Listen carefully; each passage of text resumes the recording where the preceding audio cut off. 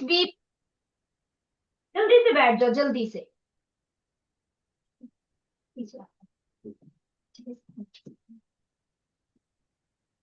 Good morning, teachers. Good morning, students. All students seem very much energetic. शाबाश बेटे, आपको देख के मेरे को भी एनर्जी आ जाती है. What I see, students are fast settling. They are taking their respective seats. Shabash, shabash. Only two sections are left, 8th G and 8th D. Only two sections. Other students are well settled already.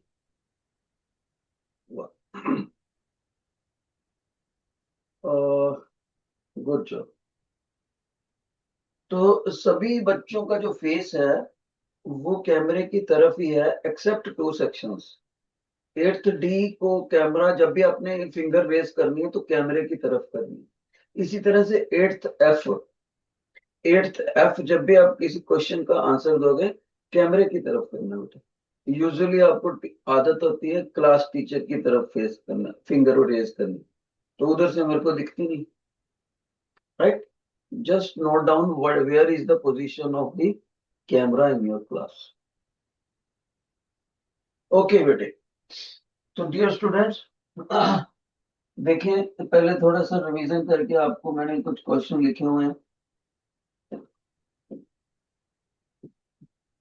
Look what the teacher has written.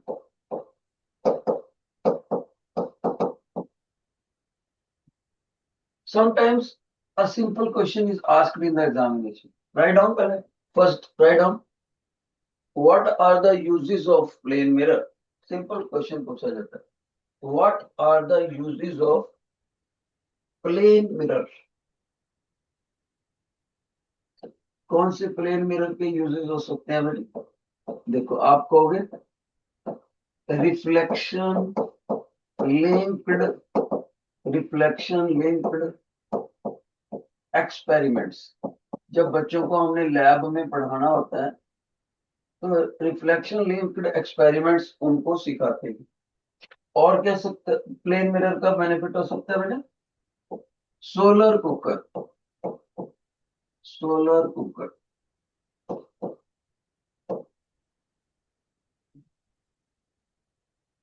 ऐसे होता है. Plane mirror है, यहां से सन की light आई, plane mirror से टकरा के और सोलर कुकर में जाती है, विच इज ब्लैक कलर.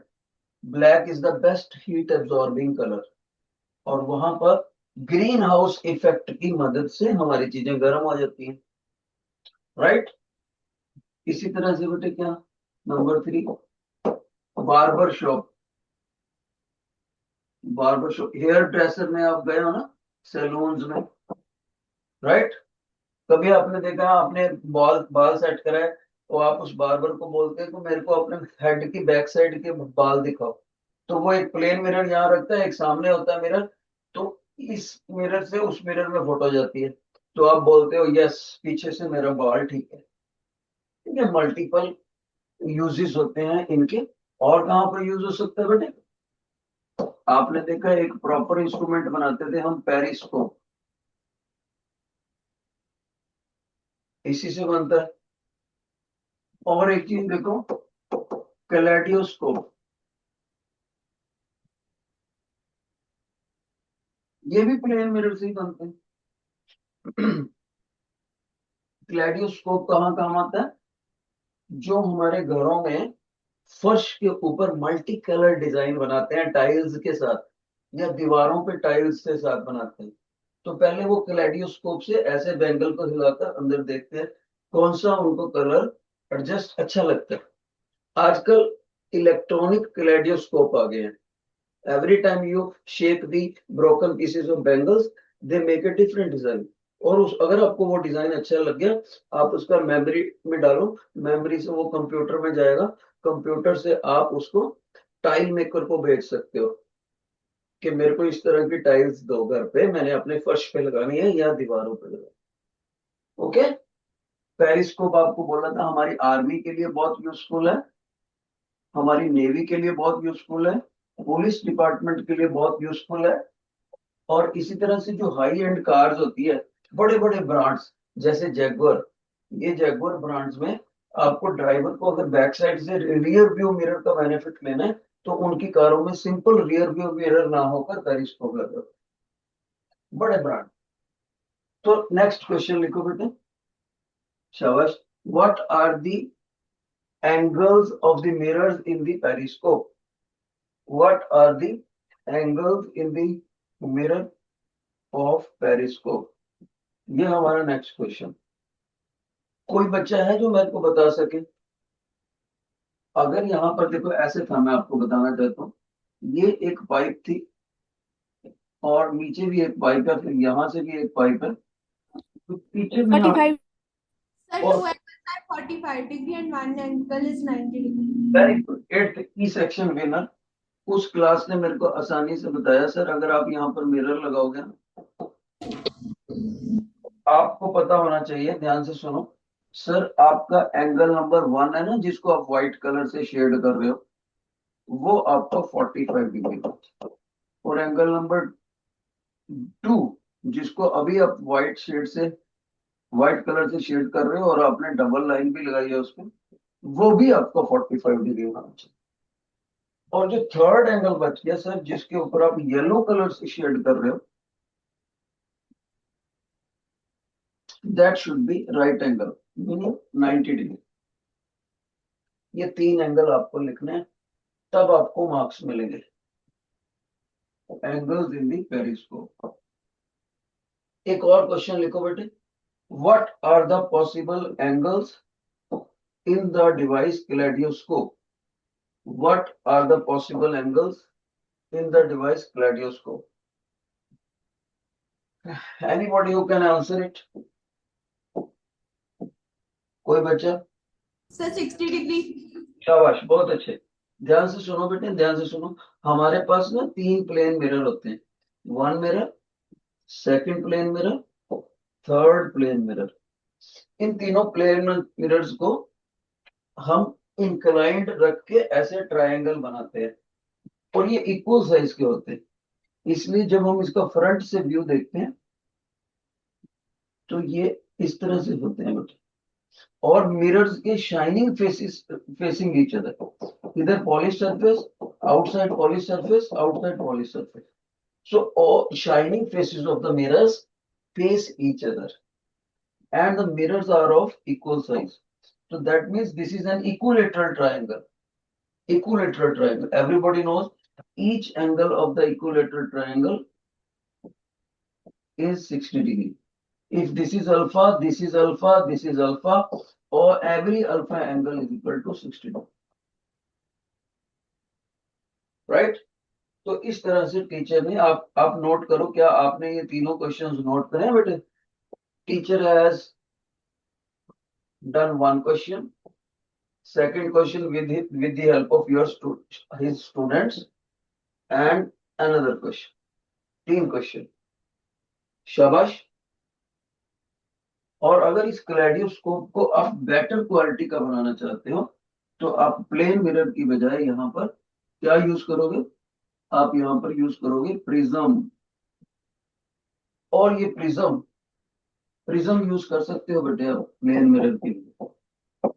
और अगर प्रिज्म यूज करना है तो याद रखना, ये angle 45 degree, this is 45 degree and this is 90 degree. Prism बनने से बेनिफिट क्या होगा? अगर यहां से 100 ब्राइटनेस का ऑब्जेक्ट पड़ा है तो मिरर की मदद से यहाँ पर जो हमारे सोल्जर्स को दिखेगा इमेज, 100 का 75 के आसपास ब्राइट मिलेगा। लेकिन अगर प्रिज्म यूज करोगे, यहां भी प्रिज्म यूज करोगे, यहां भी प्रिज्म यूज करोगे, तब अगर 100 इंटेंसिटी का ब्राइटनेस का ऑब्जेक्ट है तो यहां पर जो हमारे सोल्जर को मिलेगा वो मिलेगा 99.8% ब्राइट। 100 का 99.8 मिनिमम, और जबकि मिरर यूज करने से 100 का 75 के आसपास मिलेगा ब्राइट। ओके, तो जिन बच्चों को ये ऑल द 3 क्वेश्चंस क्लियर है, please wave your hand, please wave. बहुत अच्छे बच्चों, बहुत अच्छे। इसको हम मेमोरी में स्टोर कर लेते हैं। ओके, और एक और मैं निकालते हैं, मैंने और भी क्वेश्चन लिखे हुए हैं अपने बच्चों के लिए। ये देखो,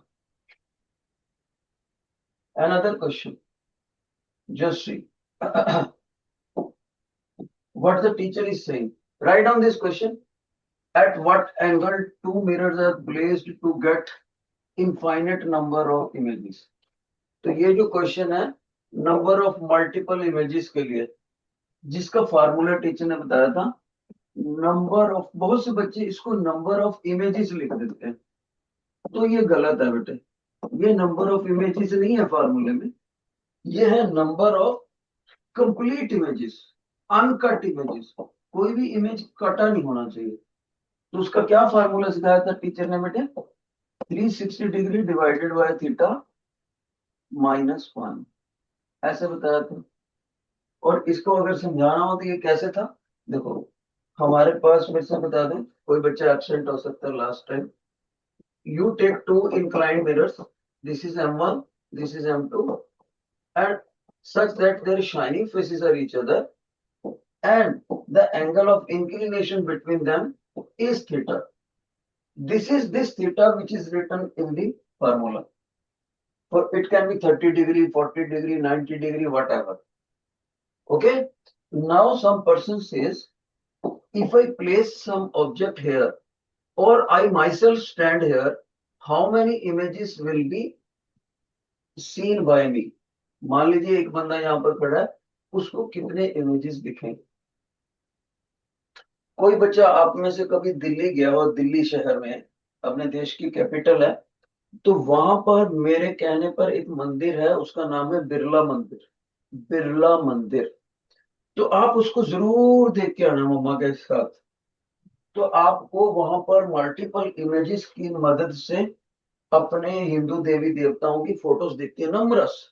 जैसे सामने गणेश जी की फोटो लगी है, आप ऐसे देखते हो गणेश जी की फोटो, फोटो इनफाइनेट, इधर मल्टीपल इमेजेस का बेनिफिट ले रखा है। तो देखो फर्स्ट क्वेश्चन क्या है, अगर आप चाहते हो at what angle two mirrors should be placed, यानी थीटा कितना होना चाहिए, such that there are infinite images, theta कितना हो कि इनफाइनेट इमेजेस हो। कोई बच्चा बताएगा? मल्टीपल इमेजेस, बहुत ज्यादा इमेजेस दिखे, इनफाइनेट, तो थीटा की वैल्यू क्या हो? कोई नहीं बता रहा? सुनो बेटे ध्यान से, पता नहीं क्यों भूल गया। देखो इधर, शाबाश, सब पीछे देखेंगे। आप बोलोगे, पहले हम कोई और एग्जांपल लेते हैं। मान लीजिए ये 90 डिग्री हो, if theta is equal to 90 degree. बच्चा बोलेगा सर 90 डिग्री पे मिरर कैसे रखेंगे? वेरी सिंपल, एक मिरर को वर्टिकल रख दो, एक को हॉरिजॉन्टल रख दो, 90 डिग्री हो गया कि नहीं बेटे? अगर ये थीटा 90 डिग्री होगा तो नंबर ऑफ कंप्लीट इमेजेस कितने आएंगे? 360 डिग्री डिवाइडेड बाय 90 -1, और this becomes 4 - 1 equal to 3 complete images. तो अगले क्वेश्चन में मैंने यही पूछा था, how when will you get 3 images? तो your answer should be if theta is equal to 90 degree. इसी तरह से मेरा फर्स्ट क्वेश्चन है, when will you see infinite number of images? बहुत ज्यादा इमेजेस। कोई क्लास में बताएगा बच्चा? when will you see infinite number of images? Zero. शाबाश, कौन से सेक्शन से? 8th F में एक बच्चे ने आंसर बताया, बहुत अच्छे बेटे, बहुत अच्छे। 8th F विनर हो गया। उस बच्चे ने मेरे को बताया, सर ये जो आपका फर्स्ट पार्ट है ना, आप इसको ऐसे सॉल्व कर सकते हो। तो फर्स्ट पार्ट को मैं यहाँ लिखने लगा, आप कहोगे sir solution of first part. आप बोलोगे सर आपका थीटा ना 0 डिग्री होना। तो मैंने कहा भाई पहले तो मेरे को यही बताओ, how will we get the 0 degree between the two inclined mirrors? तो उस बच्चे ने बहुत अच्छा बता दिया कि सर आप ये जो M2 मिरर है ना आपका, इसको आप ऐसे रख दो, M1 को इसके पैरेलल रख दो। तो मैंने कहा बेटे फिर पैरेलल लाइनों में तो एंगल 0 डिग्री आता है, तभी तो सर आपको बोले कि 0 डिग्री बनाने के लिए अगर आप पैरेलल रख दोगे और यहाँ पर ऑब्जेक्ट रख दोगे, उसका इमेज उधर, उसका इमेज इधर, इमेज का भी इमेज उधर, उसके इमेज का इधर, इनफाइनेट नंबर ऑफ इमेजेस। और बाय द वे अगर सॉल्व करना हो तो इस फार्मूले में थीटा को 0 डिग्री रखोगे। तो n is equal to 360 degree divided by 0 degree minus 1। सभी बच्चों को पता है एनीथिंग डिवाइडेड बाय 0 इन्फिनिटी होता है, यानी uncountable, very very large. Infinity minus 1 is still infinity. तो यही हमारा क्वेश्चन था कि इनफाइनाइट नंबर ऑफ इमेजेस कब देखेंगे। तो your answer should be when theta is equal to 0 degree and this can be maintained by placing the two mirrors parallel to each other. सभी बच्चे नोट कर ले answer, parallel to each other. ये question बहुत बार पूछा था, ठीक है। अब देखो टीचर एक और क्वेश्चन लिख रहा है अपने सामने, ध्यान से सुनो। देखो बेटे, ये क्वेश्चन है रिफ्रैक्शन बेस्ड। रिफ्रैक्शन बेस्ड देखते हैं कौन सी क्लास आंसर दे। अभी तक सारे आंसर 8th ई सेक्शन ने दिए हैं और किसी भी सेक्शन ने कोई भी आंसर नहीं दिया।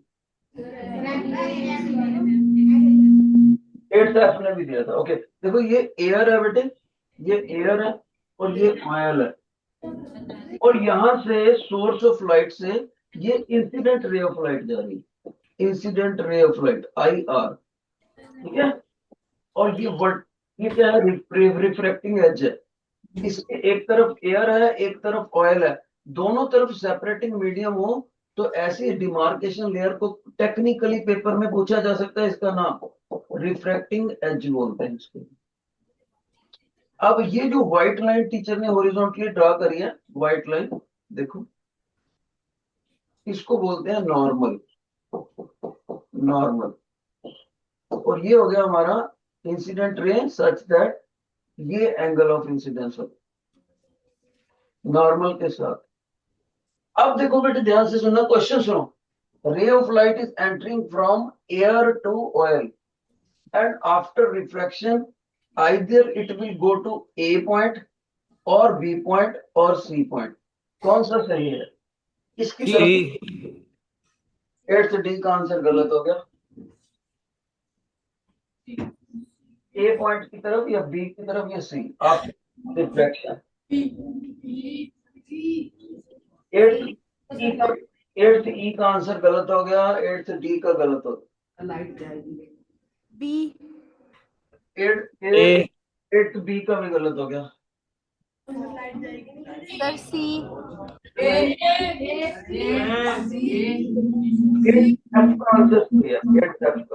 वो कहते हैं कि ये सर आपका ना सी की तरफ होना चाहिए। और देखो when light enters, सुनो, when light enters from air to denser oil, it is entering from rarer medium to denser medium. तो ये रे ऑफ लाइट नॉर्मल, ये नॉर्मल है बेटे, तो लाइट हमारी सी पॉइंट की तरफ जाएगी ऐसे। ओके, थोड़ा बड़ा साइज का बनाते हैं। नेक्स्ट वाला, शाबाश। This is your glass, this is your water और this is your source of light and dotted line represents the normal. अब टीचर अपने बच्चों को 3 पॉइंट बताएगा, आपने बताना है ये ग्रीन रे ऑफ लाइट उन तीनों पॉइंटों में से किसकी तरफ जाएगी। Okay, one is X point, another is Y point, another is Z point. Y point. X, Y, Z. Sir Z. Z. Z की तरफ कह रहा है एक बच्चा, और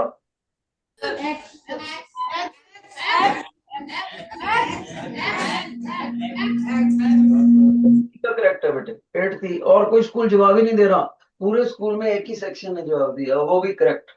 शाबाश।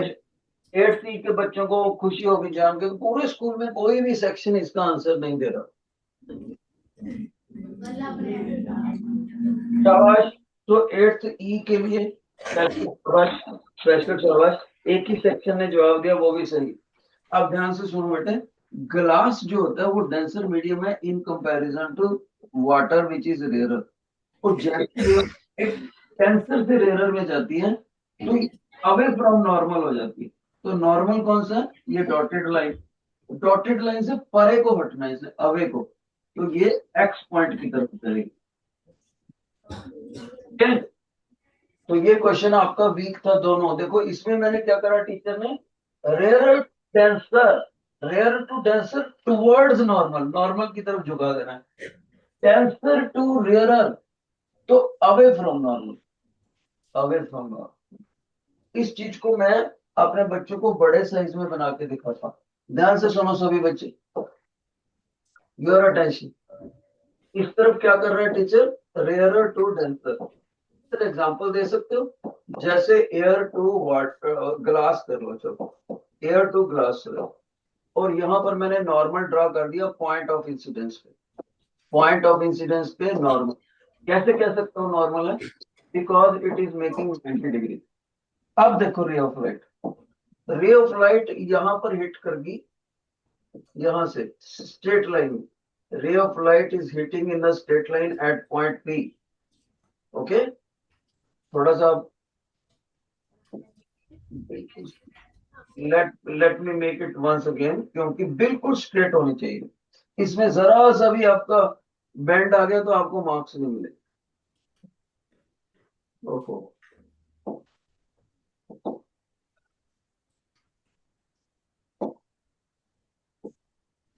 देखो अब ये स्ट्रेट लाइन है, तो जो स्ट्रेट लाइन है इस, ये कहां से आई, you always have to mention source of light. और ये इंसिडेंट रे है बेटे, इंसिडेंट रे मेक्स एंगल आई है। अब ये एंटर कहां से कर रही है, रेयरर टू डेंसर। तो जब रेयरर टू डेंसर जाए तो नॉर्मल की तरफ झुकेगी।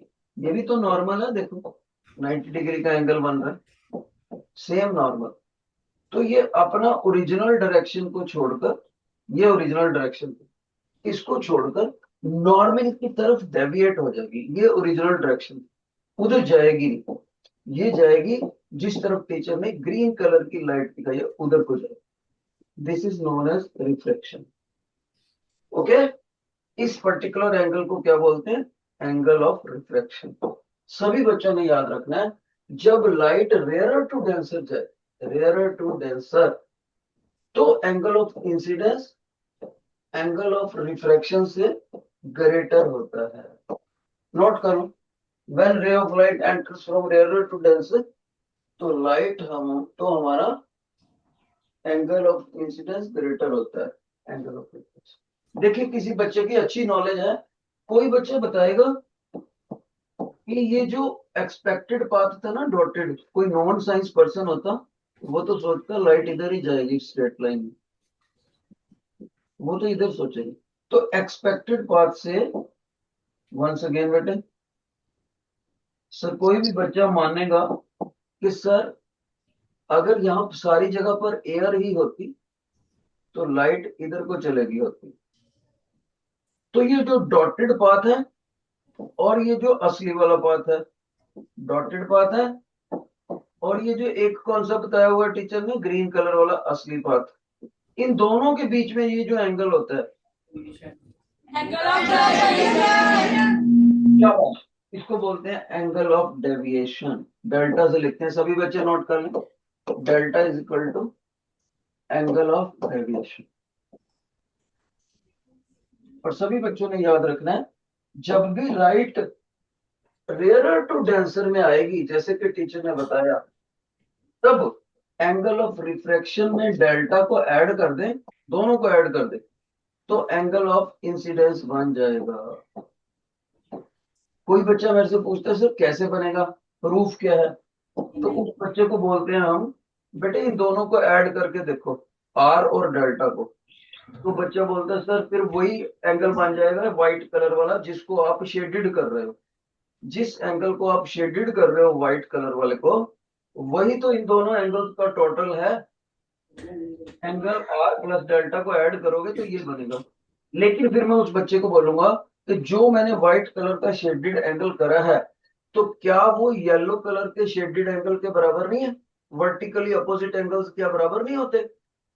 बच्चा बोलेगा हाँ जी सर, मैथ वाले सर ने कराया था, if two lines cross each other vertical opposite angles are equal. तो उधर कौन सा एंगल है इंसिडेंस, इधर कौन सा आर प्लस डेल्टा, तो इसीलिए टीचर ने नोट कर लो। इसमें बहुत सारे क्वेश्चन आ सकते हैं।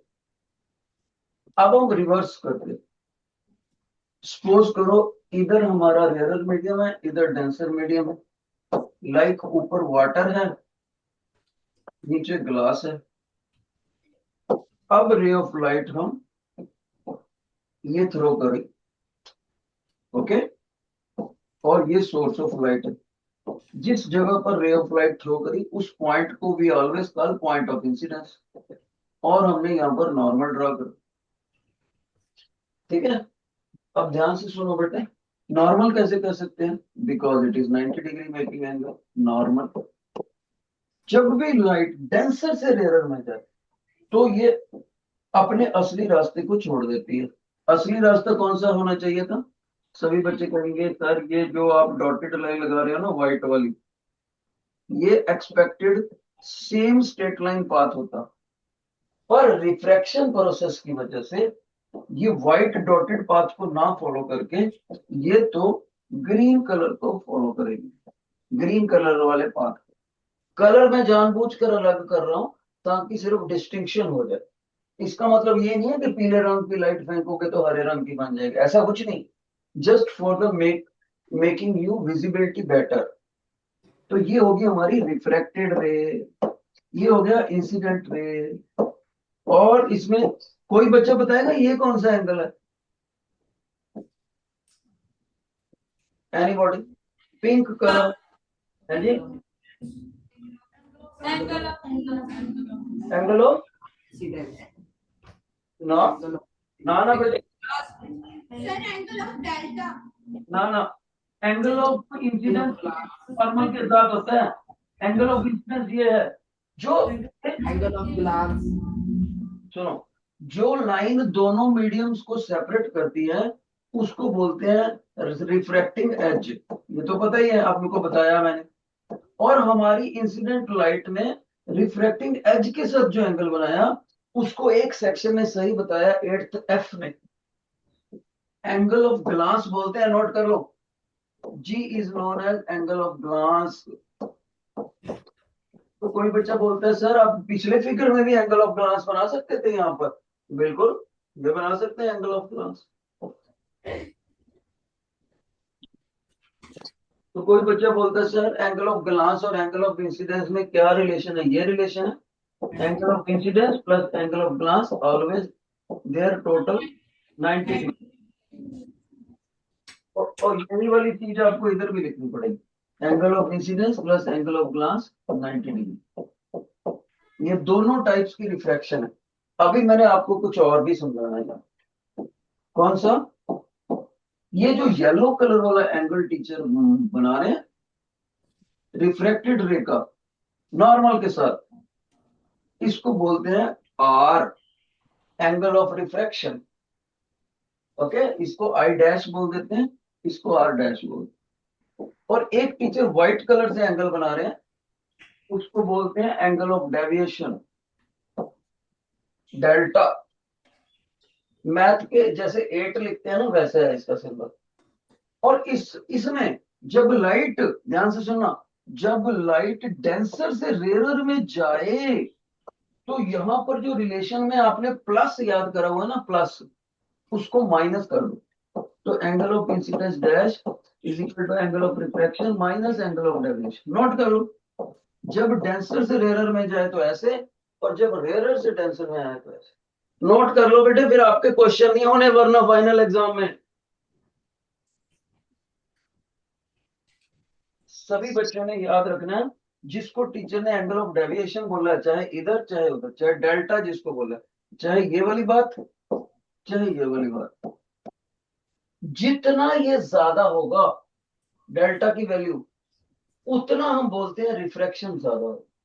नोट कर लो, more the value of delta dash larger is the refraction, larger refraction. इधर भी आप कह सकते हो more the delta larger the refraction.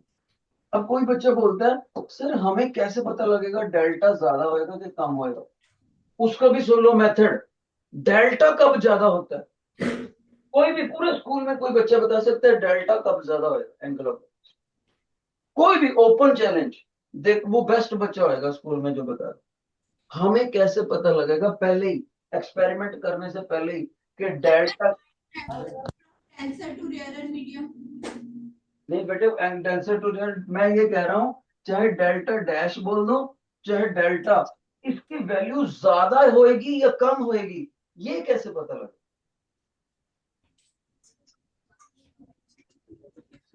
सभी बच्चों ध्यान से सुन लो, अब ध्यान से सुन लो, किसी को नहीं पता पूरे स्कूल, अगर नहीं सुनोगे तो फिर मेरे को गंदा लगेगा, क्योंकि पूरे स्कूल को किसी ने नहीं बताया।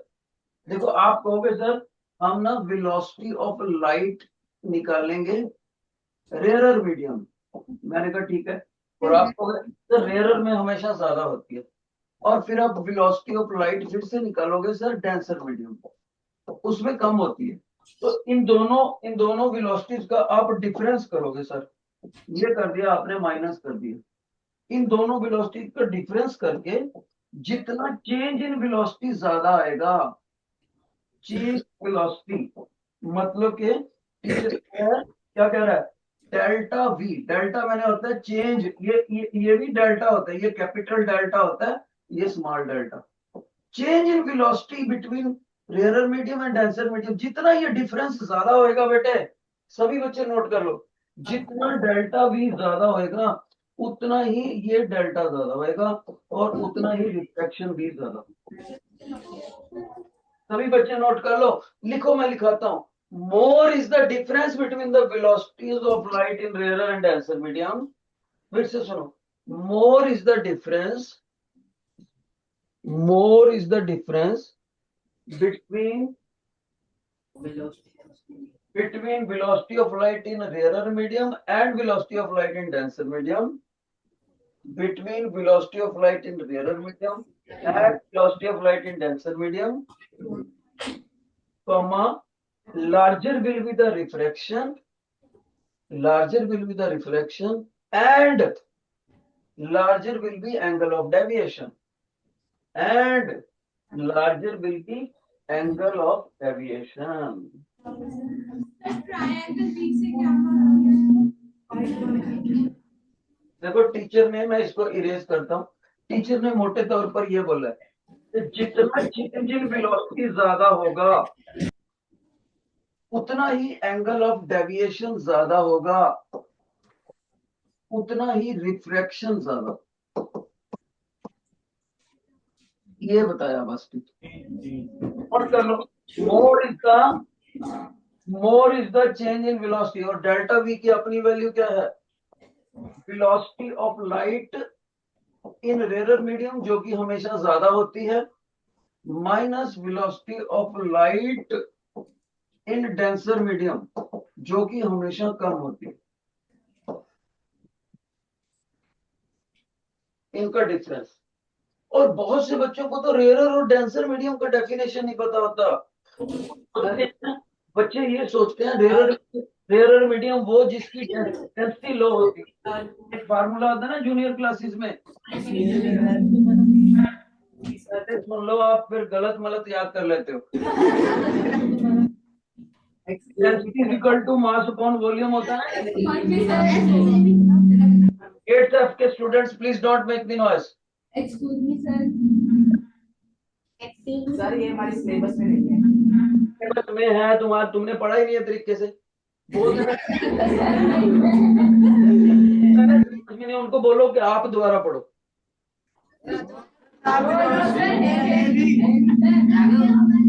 Equal to mass upon volume है ना, इसका कोई लेना देना नहीं होता रेयरर और डेंसर मीडियम से। रेयरर मीडियम वो होता है जिसमें वेलोसिटी ऑफ लाइट मोर हो, वेलोसिटी ऑफ लाइट अगर मोर हो तो रेयरर मीडियम होता है, नोट कर लो। और लेसर में जिसमें वेलोसिटी ऑफ लाइट लेसर हो वो डेंसर मीडियम होता है, लेसर वो डेंसर मीडियम होता है बेटा। तो ये इस फार्मूले का कोई लेना देना नहीं है, density is equal to mass upon volume, इसका कोई लेना देना नहीं होता कौन सा रेयरर है कौन सा डेंसर, क्योंकि ये ऑप्टिकल डेंसिटी की बात होती है ना कि मैकेनिकल डेंसिटी की। तो देख लो, एक तो आपके फंडामेंटल्स हिले हुए हैं और दूसरा एक नया ही बच्चा बीच में उठ गया था, ये सिलेबस में नहीं है कहता एक नया ही बच्चा आया था ज्यादा एक्सपर्ट, वो अपनी नॉलेज नहीं बढ़ा रहा और ही चीजें देखी जा रहा। और सुनो, अब हम पढ़ने लगे हैं, योर अटेंशन, शाबाश। Refraction, refraction through glass slab. हाँ भाई, ये है कि नहीं सिलेबस में? अब देखते हैं इसमें कितना पता है आपको। पूरे देखते हैं, ऐसे करते हैं, मैं जीतता हूं कि पूरा स्कूल जीतता है। जाएंगे, सेक्शन है 1 2 3 4 5 6 स्टूडेंट, 6 सेक्शन, 50 स्टूडेंट लगाते हैं एक सेक्शन, यानी 300 बच्चे जीतते हैं या टीचर जीतता है। ठीक है, ओके, देखते हैं। अगर आंसर नहीं दिया तो मैं विनर, नहीं तो तुम। ये है ग्लास स्लैब, ग्लास स्लैब, कांच की बनी हुई स्लैब, और टीचर ने बोल दिया ये इसकी थिकनेस है टी। Got it? और अभी क्वेश्चन पहला पूछा नहीं है मैंने। टीचर बोलता है यहां से रे ऑफ लाइट आएगी, और मान लीजिए ये रे ऑफ लाइट ऐसे स्ट्राइक करे, इंसिडेंट रे। अगर ये ग्लास स्लैब ना होती, had this glass slab not been there, तो ये स्ट्रेट लाइन में ऐसे निकल गई होती रे ऑफ लाइट। अगर ग्लास स्लैब ना होती तो ये स्ट्रेट लाइन में निकल गई होती। यस या नो? अब पहला question, first question, what is the name of that property because of which light ray travels in the same straight propagation? Rectilinear propagation. जवाब दिया इसका सही, रेक्टिलिनियर प्रोपेगेशन। 8th F ने आंसर दिया, पर एक भी क्लास का आंसर मैं पूरे स्कूल का आंसर मानूंगा। तो आप लोग एक पॉइंट से मेरे से आगे निकल गए, मंजूर। Students score 1, teacher score 0। Teacher, बच्चे ने बता दिया रे of light travels in the same straight line, इस प्रॉपर्टी को बोलते हैं रेक्टिलिनियर प्रोपेगेशन। शाबाश, जिनको नहीं पता वो नोट भी करते रहे। ओके, एक क्वेश्चन हो चुका। सेकंड क्वेश्चन, मैंने बेटे यहां पर एक नॉर्मल ड्रा कर दी। कैसे कह सकता हूं ये नॉर्मल है? क्योंकि 90 डिग्री का एंगल बनाता है। मेरा second question, normal is also known as what? Normal is also known as what? Perpendicular. perpendicular. इसका आंसर दे दिया तो आपका स्कोर, बच्चों के स्कोर 2, मेरा स्कोर 0। देखते हैं कौन विनर होता है। आपने यहाँ पर 90 डिग्री एंगल बना दी। ओके, और भी बना देते हैं। ये हो गया एंगल ऑफ इंसिडेंस, ये हो गया एंगल ऑफ ग्लास। एस के बारे में लिखना बहुत जरूरी है आपको, वरना पेपर में मैं मार्क्स नहीं दूंगा। Source of light, I R के बारे में लिखना बहुत जरूरी है, इंसिडेंट रे। आई के बारे में लिखना है एंगल ऑफ इंसिडेंस, जी के बारे में लिखना है एंगल ऑफ ग्लास, पी के बारे में लिखना है, पी पॉइंट दिख रहा है आपको फिगर में, पॉइंट ऑफ इंसिडेंस। ओके, अब ये लाइट कहां जा रही है? हवा में से कांच में जा रही है, रेयर टू डेंसर।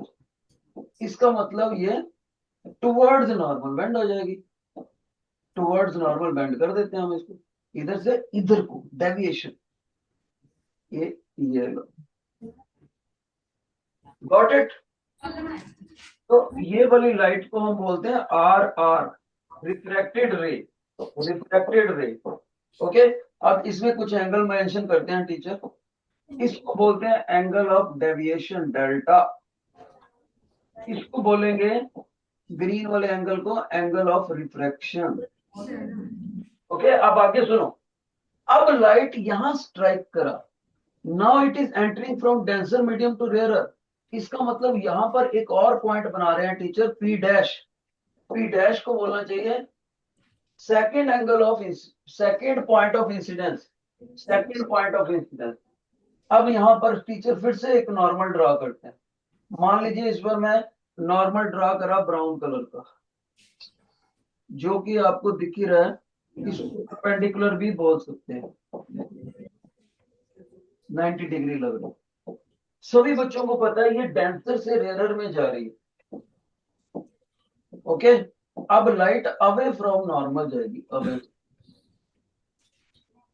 ऐसे। ये जो लाइट यहां से निकलती है, ये लाइट, इस लाइट की रे का क्या नाम होता है? रे। कौन सा?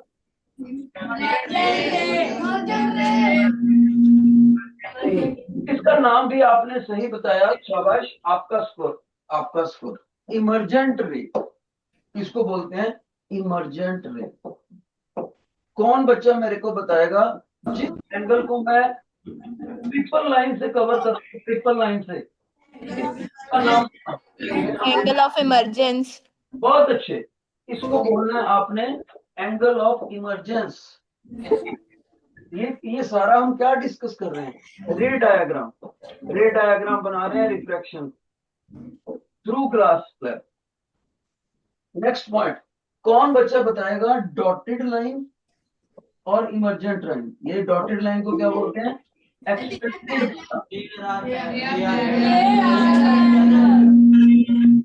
ये तो मैंने क्वेश्चन ही नहीं,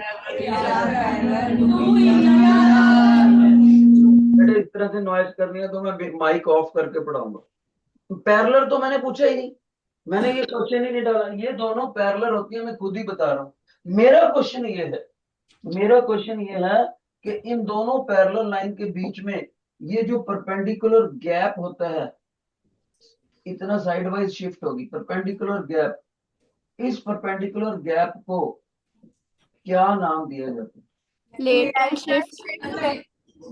कौन बच्चा बताएगा? Lateral shift.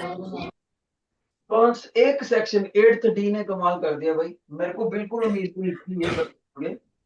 इसका नाम होता है, शाबाश, लेटरल शिफ्ट। सभी बच्चे नोट कर लो, लेटरल शिफ्ट। अगर आप इतनी डायग्राम पेपर में बनाकर आओगे तब जाके आपको 3 में से 2.5 मार्क्स मिलेंगे। सब कुछ मेंशन करते हुए 3 में से 2.5, लेकिन आपने एक चीज और लिखनी है तभी 3 मार्क्स मिलेंगे। आप कहोगे इधर वाला रेयरर मीडियम और इधर वाला रेयरर मीडियम, इसको आर डैश कहते हैं। अगर ये दोनों सेम हो, ध्यान से सुन लो टीचर क्या कह रहा है।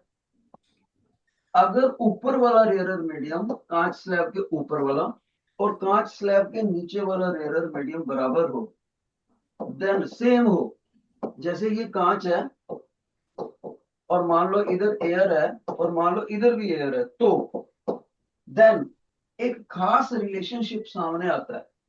कौन बताएगा? What is the relationship? अगर ये उल्टे होंगे ना, पानी, कांच, हवा, तब नहीं आएगा ये रिलेशन।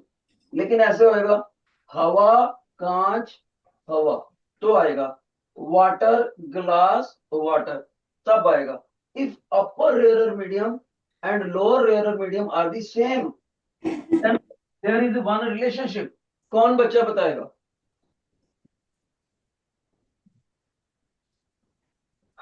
तो फिर ये मैं जीत गया, मेरा। इसको बोलते हैं then angle of incidence is equal to angle of emergence.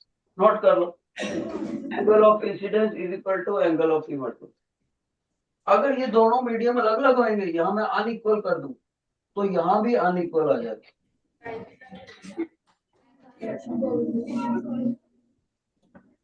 Okay, अब मेरा सेकंड क्वेश्चन, आपने देखा कि इसमें डबल रिफ्रैक्शन हुआ, एक यहाँ पर रिफ्रैक्शन हुआ, यहाँ पर रिफ्रैक्शन हुआ।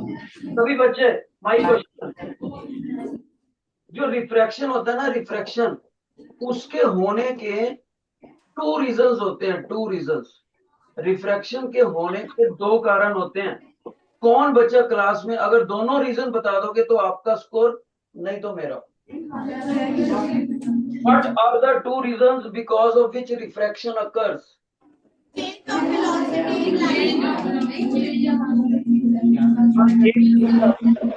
और कभी of light. The change in velocity of light. सुनो सुनो, शाबाश। एक रीजन आपका कभी बच्चे ने बोल दिया velocity of light in a rarer medium Sir, is not equal to velocity of light in denser medium। ये ठीक है आपका, लेकिन एक दूसरा पॉइंट भी है। जो दूसरा रीजन बताओगे तो आपका स्कोर है, वरना मेरा score. ray of light prefer the path with least obstruction on the way. Very good. रे of light prefers the least path of obstruction on the way. तो ये आपका स्कोर हुआ बेटा, शाबाश।